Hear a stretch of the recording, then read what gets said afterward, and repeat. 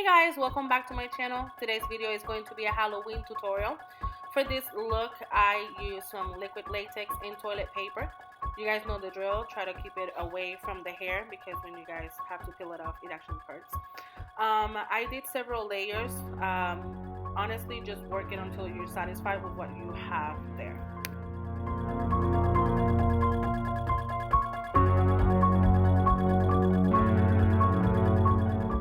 Once you are done with all the layers and everything is fully dried, you really want to go ahead and grab some of the foundation that you use for the makeup, and you really want to go ahead and cover that latex. Remember that we are trying to make this look as real as possible. Although I'm going messy with this one, I still want to apply the right amount of foundation so it still looks a little bit more natural.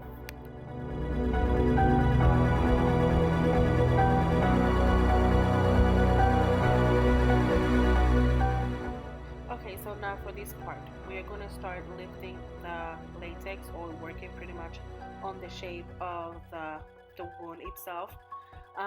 Please remember, when you're doing this on someone else, you have to be very, very careful. What I was doing with her, I was holding her skin down just a little bit. I'm trying to make sure that it's not hurting her more than it should. And after I lift enough, then I go ahead and I use my small scissors, but you can actually just use your hand. I was just trying to be a little bit more precise with this cut, but you can just rip it with your hand. Remember, it's just latex and tissue.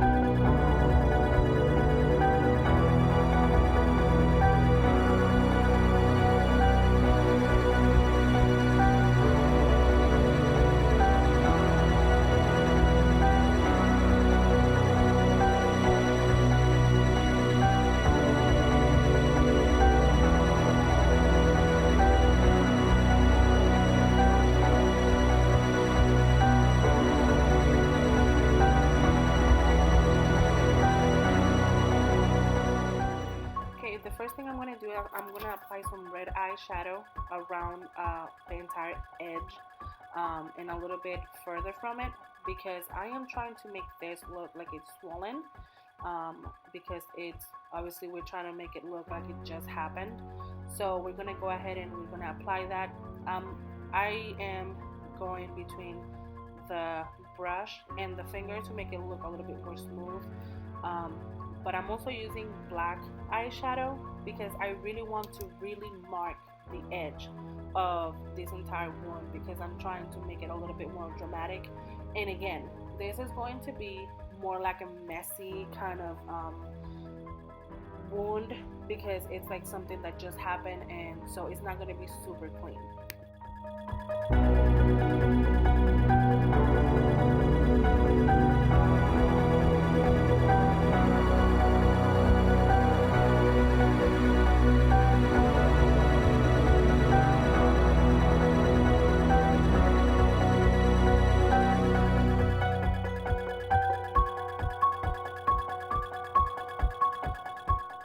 Okay, so here comes the tricky part.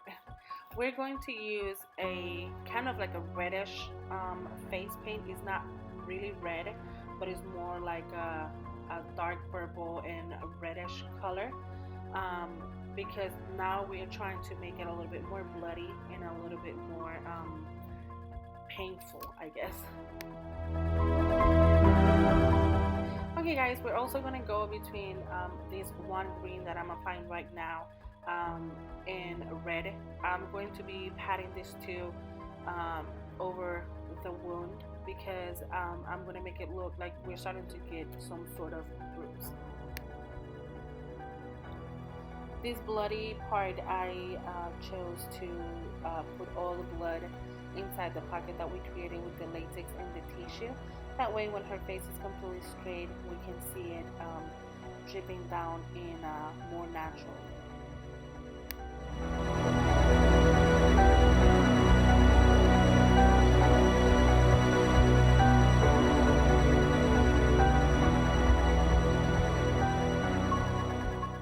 Okay, so we have gotten to the easiest part, you guys, which is playing with the blood pretty much. You get to put the blood wherever you feel it belongs. I decided to do this one quite bloody. So I am actually using like a regular, very cheap painting brush that I got at Walmart. I dipped it in some liquid blood, and I started doing this kind of like a splatter pattern on her face, just to make it look like like there was a lot of blood when this wound happened.